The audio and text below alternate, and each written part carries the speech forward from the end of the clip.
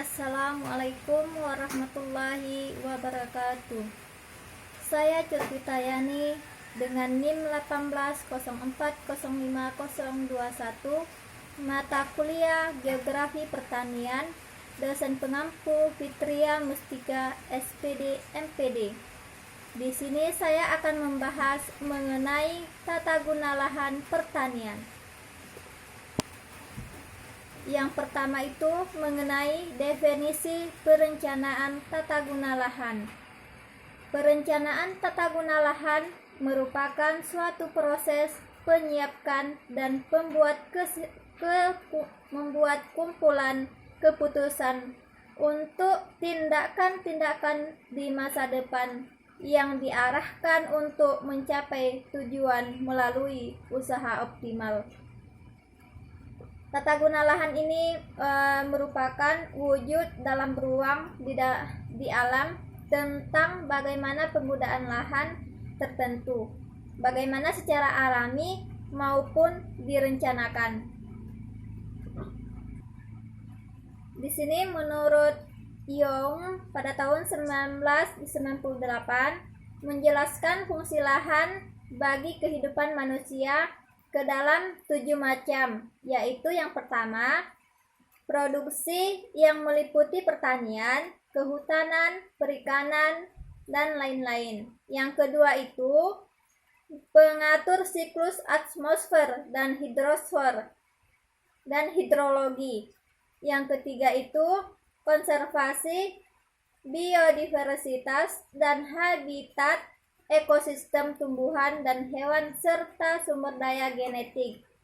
Yang keempat itu penyimpanan dan penyuplai secara terus-menerus sumber daya yang tidak terbarukan seperti minyak bumi, mineral, gas alam, dan lainnya. Yang kelima itu berhubungan dengan tempat tinggal dan aktivitas perumahan, industri, transportasi, serta rekreasi. Yang keenam itu terdapat penyaringan dan agen transformasi limbah melalui proses penapisan, dekomposisi, dan transformasi. Yang ketujuh itu terdapat fungsi warisan, yaitu konservasi alam dan budaya. Nah, untuk selanjutnya, saya akan membahas faktor tanah yang berhubungan dengan kesehatan makhluk hidup. Dalam perencanaan tata guna lahan, salah satu faktor pertimbangan penting adalah alokasi ruang, berdasarkan efek dan pengaruh tanah atau lahan terhadap kesehatan air dan makhluk hidup, seperti tanaman, hewan, dan manusia. Sehingga diperlukan pemahaman mendasar tentang konsep kualitas tanah dalam hubungannya dengan kesehatan makhluk hidup. Selanjutnya, lahan merupakan suatu sistem yang kompleks sehingga membutuhkan penataan secara baik. Selanjutnya, perubahan penggunaan lahan berubah secara periodik membentuk suatu pola-pola perubahan lahan berupa pola spasial. Nah, pola distribusi spasial ini secara umum terbagi menjadi 3. Yang pertama itu mengelompok, yaitu beberapa titik terkonsentrasi berdasarkan satu sama lain dan area besar yang berisi sedikit titik yang sepertinya ada jarak yang tidak bermakna. Yang kedua itu menyebar, yaitu setiap titik berjauhan satu sama lain atau secara jarak tidak dekat secara bermakna. Dan yang ketiga itu acak, yaitu titik muncul pada lokasi yang acak dan posisi satu titik dengan titik lainnya tidak saling berkaitan. Nah, selanjutnya saya akan menjelaskan apa sih alih fungsi lahan itu.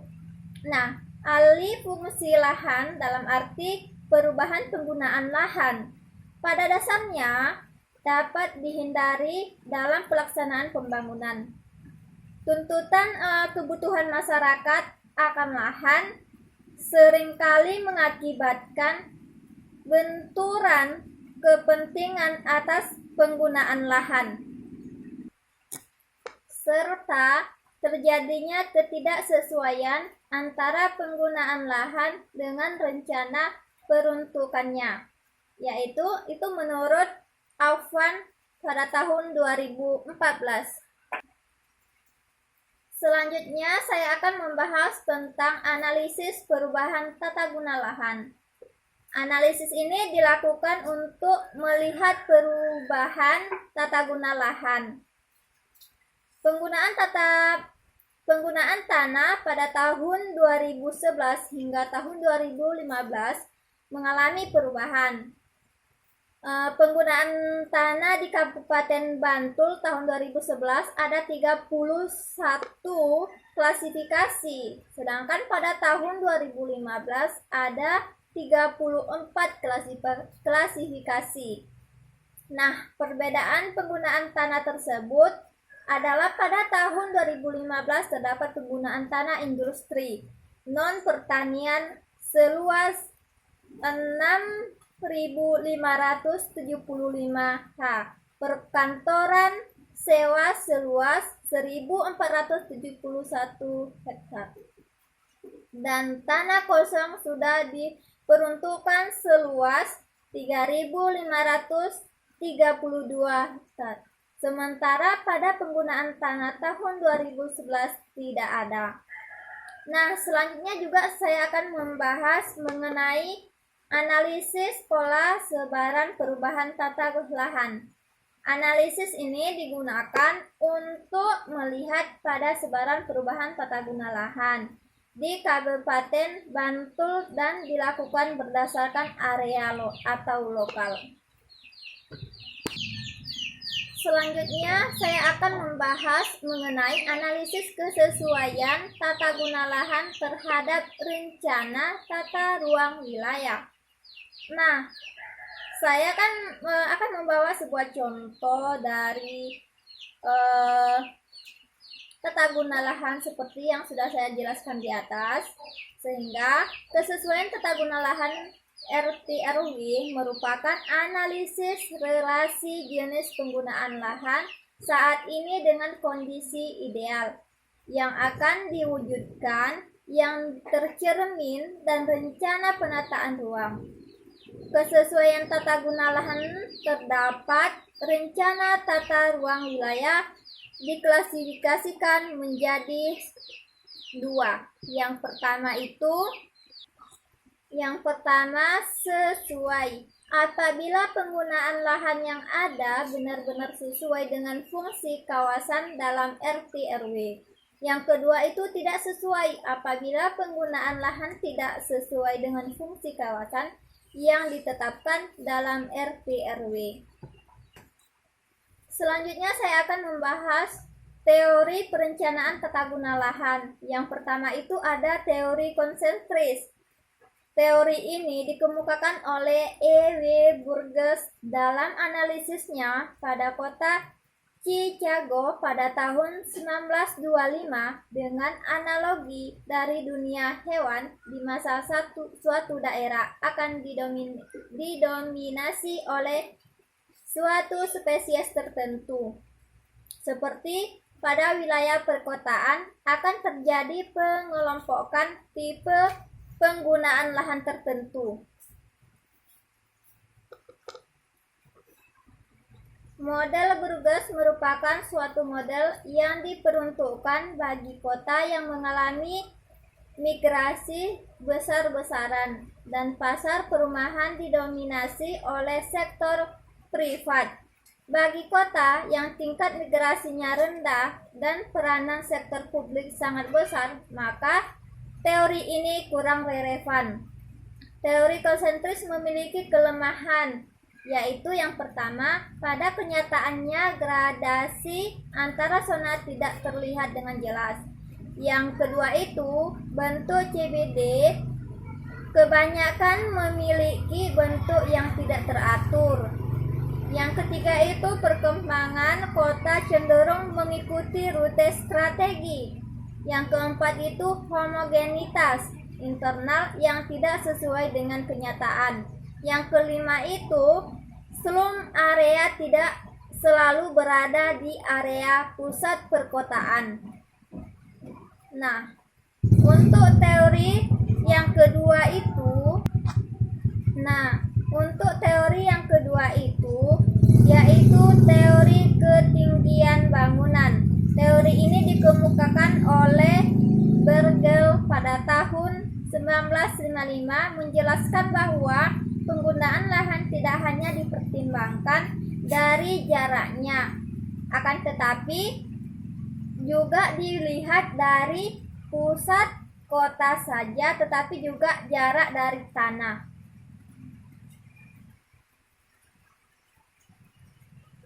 Selanjutnya, teori yang selanjutnya itu ada teori sektor, yaitu merupakan teori yang ketiga. Menurut Homer Hay tahun 1939 menjelaskan bahwa pola sektor yang terjadi pada suatu wilayah bukanlah suatu hal yang kebetulan, tetapi merupakan asosiasi keruangan dari beberapa variabel yang ditentukan oleh masyarakat. Nah, variabel yang dimaksud merupakan kecenderungan masyarakat dalam menempati daerah yang mereka anggap nyaman dalam menjalani kehidupan sehari-hari, sehingga perkembangan kota secara sektoral tidak terjadi secara acak, melainkan mengikuti pola atau perkembangan tertentu. Yang keempat itu ada teori poros. Teori ini menurut Bob Coates tahun 1932 sebagai respon teori konsentris Burgess. Teori ini mendasarkan penggunaan lahan pada peranan sektor transportasi.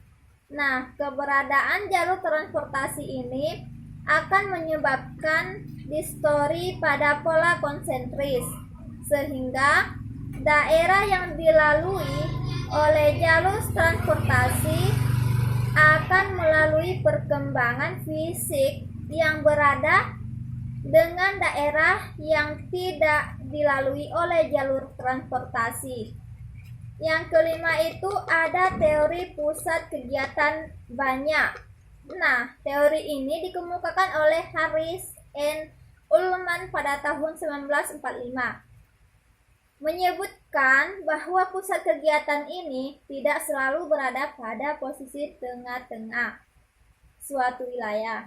Akan tetapi, lokasi-lokasi keruangan yang terbentuk tidak ditentukan dengan dipengaruhi oleh faktor jarak dari CBD, sehingga membentuk persebaran zona-zona yang teratur namun berasosiasi dengan sejumlah faktor yang akan menghasilkan pola-pola keruangan yang khas.